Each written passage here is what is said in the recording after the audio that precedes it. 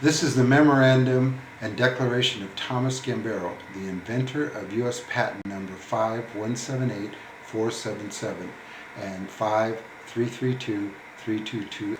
All statements made herein of my own knowledge are true, and that all statements made on information and belief are believed to be true.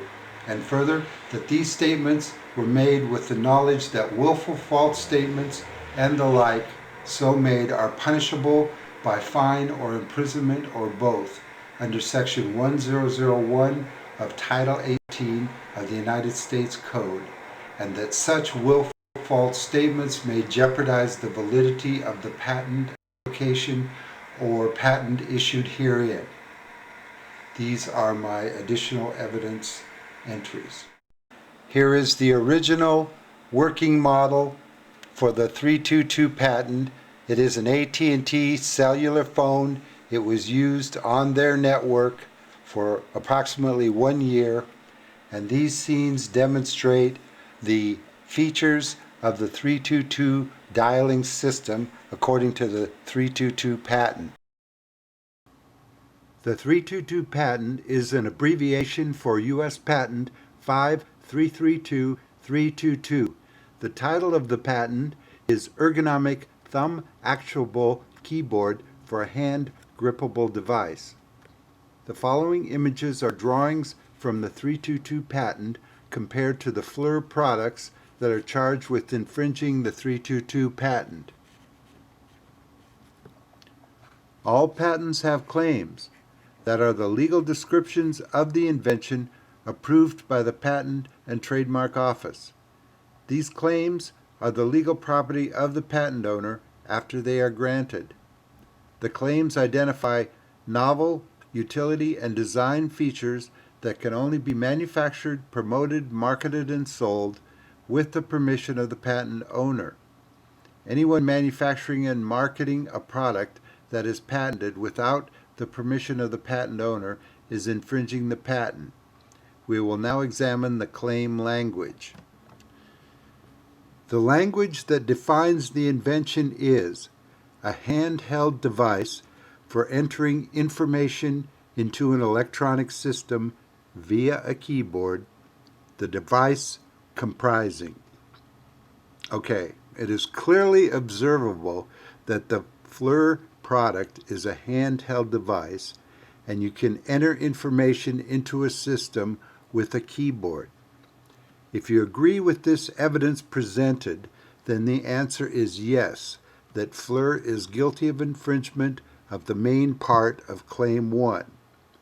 There are 6 additional elements that must also be present to establish infringement. The first element in the claim language is a housing having a grippable portion which permits the device to be held in one hand. The housing or outer shell protects the electronic components inside the housing. The demonstration clearly shows the FLIR product has a grippable area for the fingers to hold the device securely with one hand. If you agree with this presentation of evidence, then the next condition for infringement is established. FLIR is guilty of the first element of Claim 1 of the 322 patent. The second element of the claim language is a device with the thumb free to move at least temporarily to a predetermined key actuation position while the device is held. The human thumb movement is clearly observable to be in the area of the keyboard that is the key actuation position. The location of the keyboard was predetermined during the process of designing the product. If you agree with this presentation of evidence, then the FLIR product is guilty of infringement of the second element of the 322 patent Claim 1.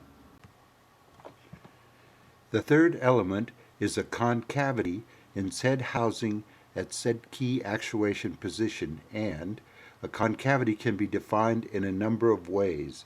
It can be defined as a hollowed or indented region extending along one or two axes.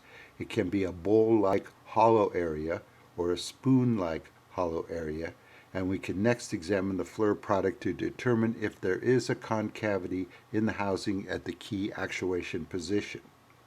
Another way to define the concavity in this area is the ridge that protects the keys and also allows the thumb to move over the keys freely. The third element is a concavity in said housing at said key activation position, and this feature can also be shown in a geometric illustration here with A, B, C, D being the top face of the concavity at the key actuation position and the depth of the concavity defined by A, B, E, F. If you agree with the evidence of this presentation, then the FLIR product is guilty of infringement of the third element of the 322 Patent Claim 1.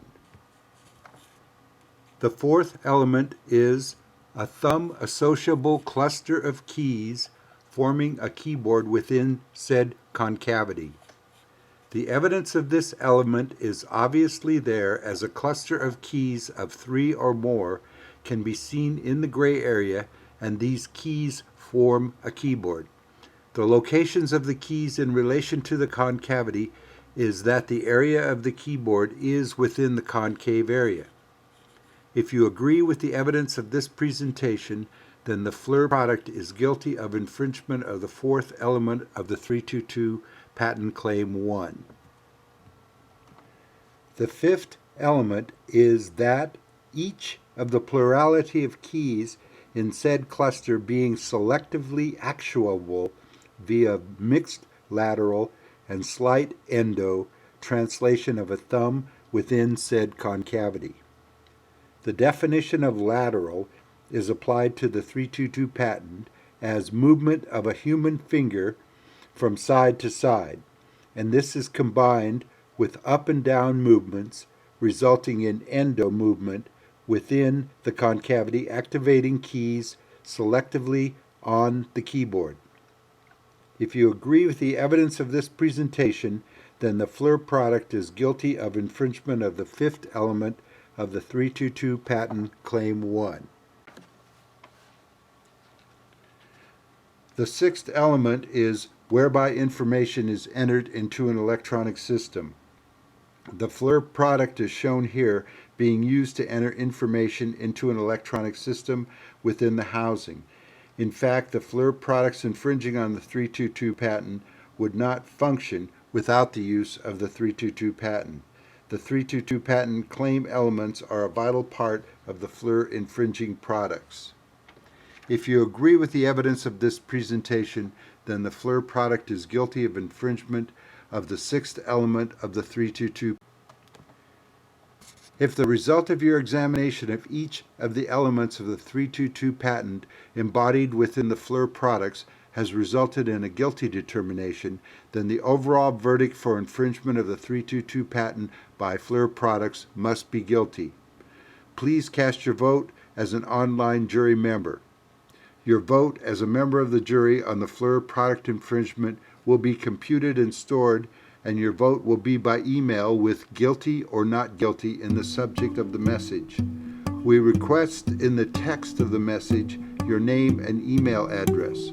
Your information will not be disseminated for any reason. We thank you in advance for your participation in the FLIR infringement of the 322 Internet jury process.